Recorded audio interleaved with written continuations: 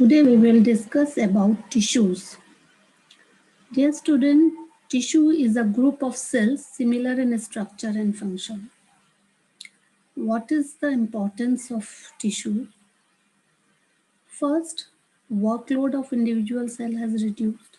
जैसा कि हमें पता है कि अगर टिश्यू सेल्स मिलकर टिश्यू बनाएंगे तो जो वर्कलोड है इंडिविजुअल सेल्स का वो कम हो जाएगा और इम्प्रूव्ड ऑर्गेनाइजेशन की वजह से, हायर एफिशिएंसी की वजह से मल्टी सेलुलर ऑर्गेनिज्म की जो सर्वाइवल एबिलिटी है वो भी बढ़ जाएगी. तो multicellular organism have higher survival.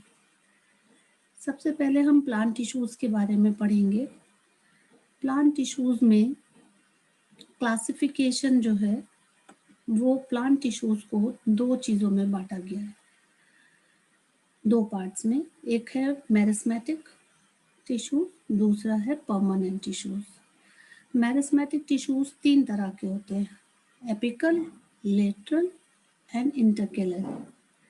जबकि परमानेंट टिश्यूज़ दो तरह के होते हैं, simple and complex. Simple permanent tissues तीन तरह के होते हैं, पेरेन्काइमा, कोलेन्काइमा एंड स्क्लेरेन्काइमा. जबकि कॉम्प्लेक्स परमानेंट टिश्यू दो तरह के होते हैं, फ्लोएम एंड जाइलम. तो प्लांट टिश्यूज़ दो तरह के, मेरिस्मेटिक एंड परमानेंट. मेरिस्मेटिक तीन तरह के, एपिकल, लेटरल एंड इंटरकेलरी. तो हम सबसे पहले एपिकल मेरिस्टेम के बारे में पढ़ेंगे. उससे पहले मैं थोड़ा सा मेरिस्मेटिक टिश्यूज़ की कैरेक्टरिस्टिक्स बता दूँ. जो मेरिस्मेटिक टिश्यूज़ हैं उसको, मेरिस्मेटिक टिश्यू को हम मेरिस्टेम्स भी बोल सकते हैं. ये अनडिफरेंशिएटेड एक्टिवली डिवाइडिंग सेल्स का ग्रुप होता है. I am repeating, undifferentiated actively dividing cells. They are found in those regions of plants that grows. जैसे कि रूट टिप ग्रो करता है, शूट टिप ग्रो करता है, कैम्बियम ग्रो करता है, तो वहाँ पे मिलते हैं. ये लिविंग है, थिन सेलुलोज सेल वॉल्स होती है इनकी, और कॉम्पैक्टली अरेंज होते हैं बिना किसी इंटरसेलुलर स्पेस के. ये कैरेक्टरिस्टिक्स फीचर्स हैं मेरिस्मेटिक सेल्स की. जो मेरिस्मेटिक सेल्स हैं उनमें वैक्यूल्स हो भी सकती हैं और नहीं भी. ठीक है, वैक्यूल्स हो भी सकती हैं, नहीं भी, और साइटोप्लाज्म होता है, सिंगल न्यूक्लियस होता है. तो depending upon the regions where they are present, meristematic tissues are classified as, पहला एपिकल, दूसरा लेटरल, तीसरा इंटरकेलरी. एपिकल रूट टिप पे मिलता है, रूट और स्टेम के, और इसका क्या काम है, ये लेंथ को बढ़ाता है स्टेम और रूट की. लेटरल मेरिस्टेम, जिसको हम कैम्बियम भी बोलते हैं, ये lateral sides of stem and root पे मिलता है. ये चौड़ाई बढ़ाता है, growth of the stem and roots. Intercalary meristem मिलता है at the base of the leaves. Internodes, internodes वो होते हैं जहाँ से लीफ निकल रही होती है. ठीक है, और ट्विग्स, ट्विग्स क्या होती हैं, ट्विग्स जो होती हैं वो ऑन ट्विग्स मतलब जो ये टहनियाँ होती हैं वहाँ पर. ये लॉन्गिट्यूडनल ग्रोथ बढ़ाता है, लंबाई बढ़ाएगा. इसके क्या फंक्शन होते हैं मेरिस्टेम्स के, क्योंकि इनकी एबिलिटी होती है टू डिवाइड, तो ये नई सेल्स बनाते रहते हैं और बाद में नई सेल डिफ्रेंशिएट होकर स्पेशलाइज सेल्स बनाती है. जो सेल्स हैं रूट टिप की और शूट टिप की वो लेंथ बढ़ा रही हैं, और जो सेल्स हैं लेटरल रीजन की, जिसको हमने कैम्बियम भी कहा, वो क्या करता है, वो चौड़ाई बढ़ा रहा है, ग्रेथ बढ़ा रहा है.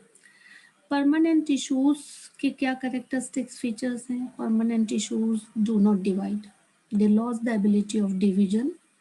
उनका डेफिनेट फॉर्म एंड साइज होता है, थिन और थिक सेल वॉल होती हैं, लिविंग हो सकते हैं, डेड हो सकते हैं. ये डिफरेंशिएटेड सेल्स होती हैं जो स्पेसिफिक फंक्शंस को परफॉर्म करते हैं. ये डिफरेंशिएटेड सेल्स होती हैं जो स्पेसिफिक फंक्शंस को परफॉर्म करते हैं. परमानेंट टिश्यू दो तरह के, सिंपल एंड कॉम्प्लेक्स. सबसे पहले हम सिंपल के बारे में पढ़ेंगे. सिंपल जो होते हैं वो तीन तरह के होते हैं on the basis of the nature of cells. और इनकी क्या कैरेक्टरिस्टिक फीचर है, they are composed of one type of cell. Important point, they are composed of one type of cells. 3 तरह की हैं ये सिंपल परमानेंट टिश्यूज, 3 तरह के हैं, parenchyma, collenchyma, sclerenchyma. Parenchyma relatively unspecialised cells हैं जिनकी थिन सेल वॉल्स हैं। ये लिविंग है, सेल वॉल सेलुलोज से मिलके बनी होती है और लूजली पैक्ड होती हैं। इसका मतलब उनके बीच में लार्ज इंटरसेलुलर स्पेसेस होते हैं। इसका क्या फंक्शन है? स्टोर करता है फूड, ये स्टोर करता है न्यूट्रिएंट्स, ये स्टोर करता है वाटर, ये सपोर्ट प्रोवाइड करता है प्लांट्स को। और अगर पेरेन्काइमा सेल्स जो लीव्स की हैं उसमें क्लोरोफिल है तो वो क्लोरेन्काइमा बोलेंगे और वो फोटोसिंथेसिस कैरी आउट करेंगी। पेरेन्काइमा जो एक्वेटिक प्लांट्स में है उनमें लार्ज एयर कैविटीज होती हैं, तो इस पेरेन्काइमा को क्या बोलेंगे? एरेन्काइमा, जो बायोन्सी प्रोवाइड करते हैं प्लांट को, जो हेल्प करते हैं फ्लोट करने के लिए। तो क्लोरोफिल है तो क्लोरेन्काइमा, एयर कैविटीज है तो एरेन्काइमा। कोलेनकाइमा भी लिविंग है और इलोंगेटेड है और इनमें बस क्या होता है, इसमें तो थिन सेल वॉल है पेरेन्काइमा में, इसमें कॉर्नर पे थिक मिलेगा, इंटरसेलुलर स्पेस कम है। और एपिडर्मिस जो आउटर लेयर होती है ना, एक लेयर होती है जिसको एपिडर्मिस बोलते हैं, उसके नीचे मिलता है लीफ की स्टॉक्स में, लीफ मिड में। ये जो इसके ऊपर जो थिकनिंग होती है ये because of the deposition of extra cellulose and pectin, इसको अंडरलाइन कर लीजिए। पैक्टिन का डिपोजिशन होता है। इसका क्या फंक्शन है? ये प्रोवाइड करता है mechanical strength and elasticity to plants, ठीक है।